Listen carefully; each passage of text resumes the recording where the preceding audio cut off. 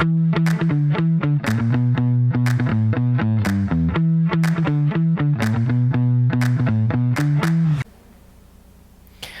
noite, pessoal. Vou me autodescrever. Eu sou um homem branco, eu tenho um cabelo curto, levemente encaracolado, tenho uma barba curta e estou com uma camisa amarela com os dizeres La Belle de Joux. Quero falar um pouquinho hoje com vocês sobre uma experiência que eu tive dando aula. E depois de alguns anos, na verdade foi só um, na verdade, ensinando sobre facilitação de design, eu posso dizer que é impossível ensinar alguém a ser um facilitador. E hoje eu vou explicar para vocês por que isso. Durante toda a minha trajetória, ensinar, na verdade, compartilhar o conhecimento como eu conhecia, era uma forma de alavancar minha carreira. Então, cada vez que eu mentorava alguém, que eu começava a fazer algum treinamento, eu percebia que eu estava crescendo um pouco mais, mas, ao mesmo tempo, eu tinha uma autocobrança muito forte com relação à minha pessoa. Eu tinha que ser o melhor. Quando tinha algum problema, eu ficava, não, eu devia ter intervido na hora certa durante uma facilitação. Eu acho que os resultados foram fracos. Eu acho que eu não controlei bem a hora, era para ser 2 horas, eu acabei passando um pouco do tempo. Então, me cobrava muito com relação a isso. Eu acho que esse sentimento foi crescendo ao longo do tempo, até o momento que eu tive uma oportunidade inesperada de começar a dar aula em uma graduação de design, falando sobre criatividade. Fiquei muito feliz com o convite, afinal, ninguém ia convidar alguém que não sabe muita coisa, né? Que não sabe muito bem sobre design. Ou não, né? Podia ser um erro Acontece. Mas eu nunca tinha dado aula antes. Então eu pensei, ok, eu preciso de ajuda. E eu tive sorte, durante a minha carreira, de poder contar com excelentes profissionais. Até hoje eu convivo com excelentes profissionais. Então, o que eu fiz foi conversar com eles. A primeira pessoa que eu conversei foi o Mabuse. Inclusive, o Mabuse, mas daqui a pouco ele está apresentando a palestra dele. E conversando com o Mabuse, eu comecei a entender um pouco mais como o processo de ensino e o processo de design são parecidos.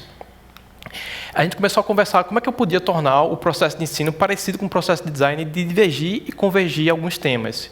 Então, ao invés de eu pensar uma disciplina de uma vez só, eu podia dividir ela em 3 etapas, 3 unidades, e cada unidade eu ia trabalhar o começo do semestre de uma maneira mais agradável e depois a gente ia convergir esse tema em um lugar só.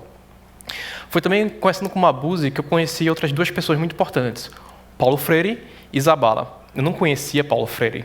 E com Paulo Freire eu entendi um pouco melhor que aquela visão que eu tinha de que eu tinha que ser um bom designer para passar para outras pessoas não fazia sentido, porque isso é uma educação bancária. Eu não consigo depositar meu conhecimento em outra pessoa. O que eu consigo fazer é trabalhar junto com ela e assim juntos a gente chegar a um lugar.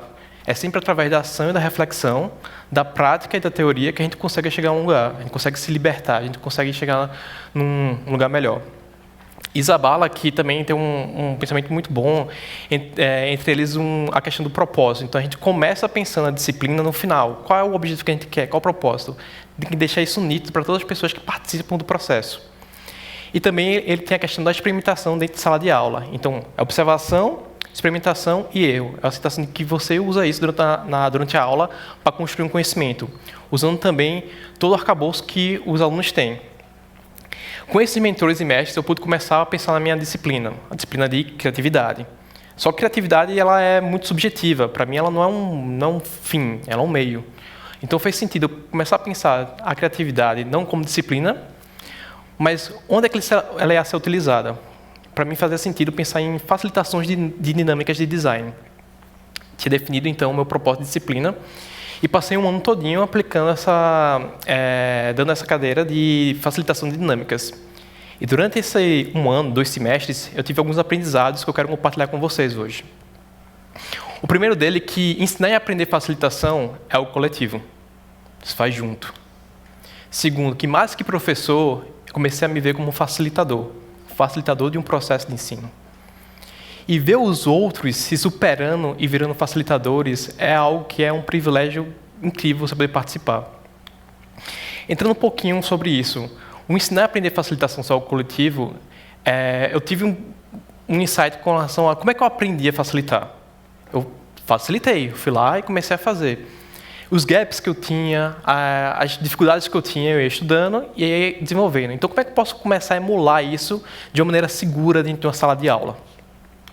comecei a pensar na menor unidade de uma facilitação, que seria basicamente pessoas que colaboram por um objetivo durante algum tempo.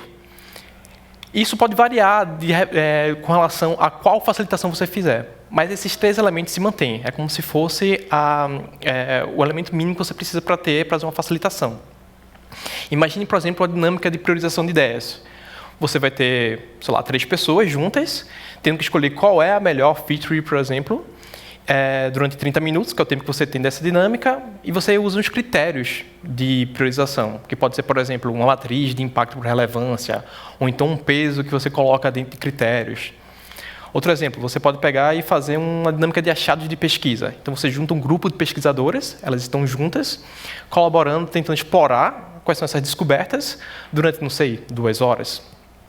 Então, eu conseguia trabalhar toda a aula, esses 3 elementos, as pessoas entrando um pouco, entendendo como participar dos grupos, como é que intervir nos grupos, como é que pegar um objetivo que pode ser muito grande, dividir em partes, e como controlar melhor as horas, então, o tempo disponível. O segundo ensinamento que eu tive, que foi que mais que ser um professor e um facilitador, eu lembro que a primeira aula que eu dei, passei 40 minutos sem parar, só falando.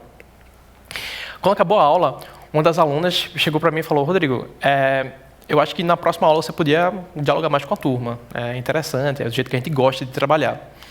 Isso foi bem legal, porque é o tipo de feedback que eu espero receber no meu trabalho, e eu recebi isso de uma aluna.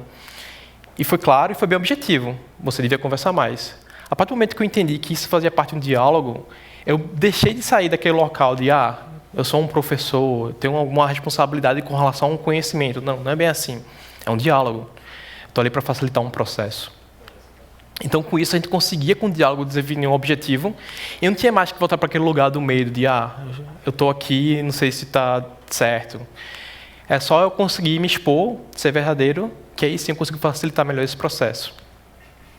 E o terceiro é ver as outras pessoas se superando e virando facilitadores também durante o semestre. Eu lembro de um caso de uma aluna que eu tive que ela já tinha feito uma faculdade, não tinha dado certo, ela estava na segunda faculdade e no começo da aula ela tinha essa visão de, será que vai dar certo? Não sei.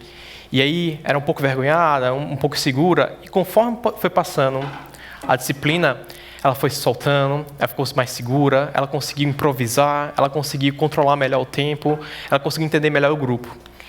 Então, ela se tornou uma facilitadora muito mais tranquila.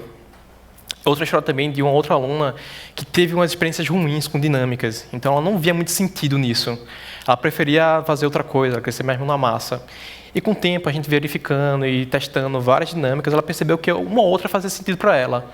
E depois ela disse para mim: Rodrigo, eu acho que eu estou utilizando algumas dinâmicas que a gente aprendeu em sala em outras disciplinas. Isso também foi incrível para mim com relação a ter uma aliada no sentido de entender que facilitações é um meio para chegar a algum lugar. Foi muito legal também, no final das aulas eu fazia um feedback, uma lição aprendida com as alunas, e eu recebia alguns bem interessantes, né? Por exemplo, uma aluna que disse que a partir do entendimento das aulas, ela começou a entender como funcionava o processo de ação. Ou então outro feedback que foi importante foi com relação a se portar dentro das facilitações.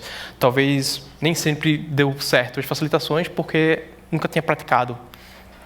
Outra também com relação a sair da zona de conforto, que era muito importante você dar um espaço seguro, mas ao mesmo tempo desafiador para as pessoas. E também feedbacks que são bons para entender que o que eu estou fazendo e o meu caminho faz sentido para as pessoas também. Então, ser reconhecido como professor também é muito bom. E no final, deu tudo certo? Não exatamente. São aprendizados que eu tive.